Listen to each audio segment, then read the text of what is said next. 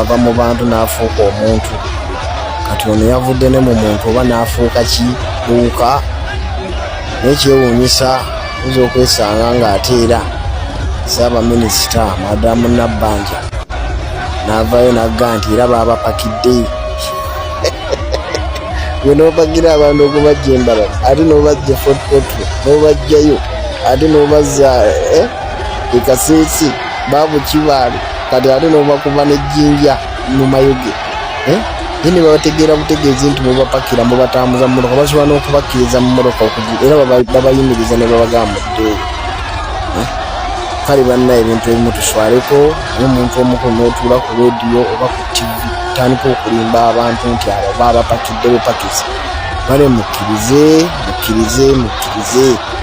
kino kika amazima gaabakola ki BobiWine mu bitundu by'eggwanga byabadde atalaaga okwebuuza ku balonzi be n'okuzza obujja ekibiina kye ekya NUP n'abawagizi baakyo abadde afuna abantu nkuyanja era abantu nga bayitirivu nnyo balinga munyeera.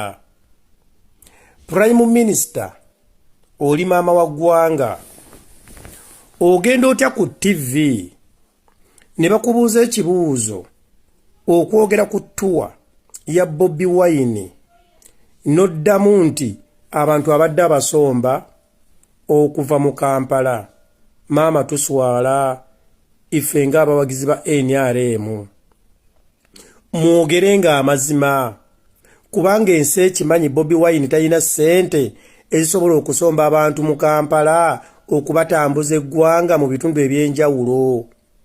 Ekibiina eky'ebyobufuzi ekirina ssente era nga kisobola okukola ekintu ekyo ye NRM.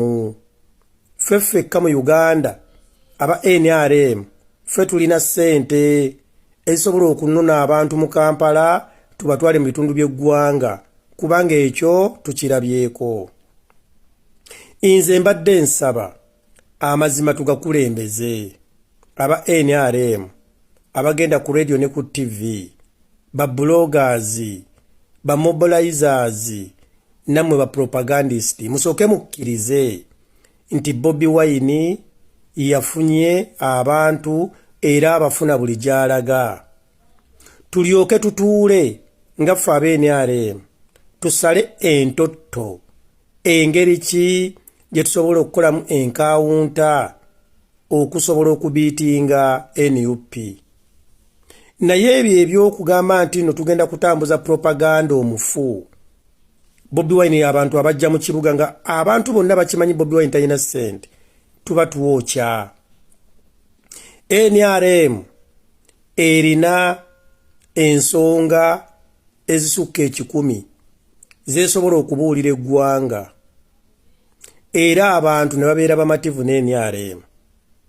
Naye NRM Secretariat mulimba abantu abalina obusobozi obutambuza enjiri ya NRM temubawa mirimu mwe bali mu Kampala abaana abagezi era mmwe mulondayo ebipapula bye bayita ebidomola ne babikuŋŋaanya abagezigezi ne babibaleetera nti kasita tufunye ttiimu eno kiwedde. Njagala mbabuulire mulonde abantu cream mubawe ssente kuba muzirina aba NRM abasobola okutakula emitwe nga ekyobulimba si kye bakulembeza. NRM erina ebirungi bingi byekoze mu ggwanga Uganda naye olw'okubanga mwefaako mwekka temwagala bantu bali bagezi kusomesa ggwanga temubawa ssente. Ebibi ebikoleddwa oba ebiremye gavumenti ya Uganda ne bisaasaanira eggwanga ate nga trust me ebirungi bingi naye ebiremye mu ebiri. Kati ebiremye ba opponent bye bakulembeza and indeed njagala mbabuulire bwe mulaba ennamba BobiWine gyafuna ne NUP gye bafuna mu kutalaaga eggwanga simanyi oba kiki ekibajjira mu mitwe. Nze mbasaba aba NRM guno omulembe guli mu sipiidi. Abantu abo abali siro mubajje mu mawofiisi muteekemu abaana abalina sipiidi. Omulembe gwa digital world.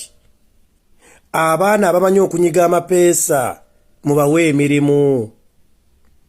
Ate guno omulembe gwe tuliko si gwa kusoma nnyo nti gundi yasoma nnyo alina amadiguri nedda. However much abayigirize tubeetaaga. Abaana abasinza influence kati mu Uganda bw'onoonya ebitabo bye balina bibabula.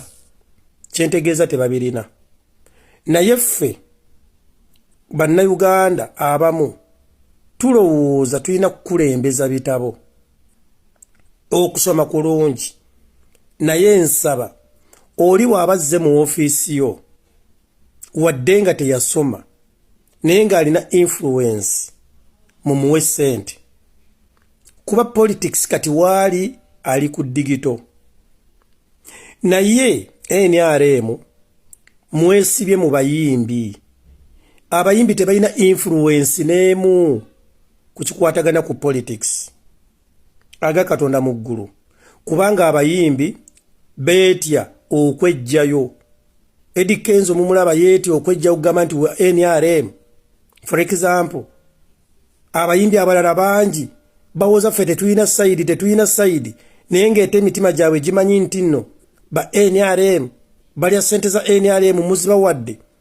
Kati okuwa ssente omuntu ati okwejjayo mu public okugamba nti muwagizi wa NRM ssente muzimugjeeko, muleme kumuwa ssente muziwooli asobola okuyimirira mu kamera n'abagamba nti wa NRM. Bano abayimbi mubataddemu biliyoni na billions naye ng'ate bo bati okuyimirira ku katuuti okugamba nti nno ba NRM bawoza kimu ffe tuli bayimbi tuyimbira abantu bonna. Politics tebamukola batyo. Era y'ensonga lwaki mulaba social media NUP egiwamba enkya n'eggulu. Kubanga abantu baayo bamanyi nti bo banaku tebalina wadde 10. Era y'ensonga lwaki bakola n'omutima gumu. Naye buli muntu yenna wagira NRM amanyi NRM ina ssente. And indeed bazirina. Y'ensonga lwaki mulaba nti buli avayo kwagala okukolera NRM okuba okwegatta ku NRM amala kusasulwa, amala kuweebwa kubanga ssente muzirina. Naye aba NUP bamanyi nti no bakolera masikiini. Y'ensonga lwaki bakolera bwereere. Era trust me, abantu abo bonna be mulaba nga balonda BobiWine gy'agenda bamulondoola tabawa wadde ekyemisana. Nefe NRM gyeraga bagulira abantu ekyemisana ne batente mmeka era abantu ne bagaana okuweera ng'aba BobiWine. Lwa nsonga emu, mobilization nfu.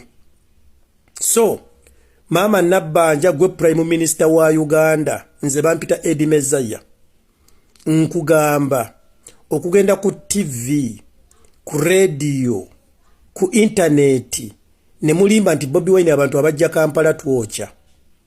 Mukwate abaana mu Kampala mwebali abamanyi okunyiga amapeesa mubawo omusaala omwana amanyi nti n'omwezi nfuna ssente bwezito omulimu gwange kukeera ku internet. Ng'ebibiina byo bikola ebirala mu nsi ez'enjawulo. Naye mmwe mwagala mubeere nga muli bagagga nnyo muzimbe ziwooteeri buli muyina ebikuta ebya ssente mu mayumba gammwe ne babakolere ku bwereere nga bwe bakolera BobiWine. Ekyo temujja kikola era temujja bafuna.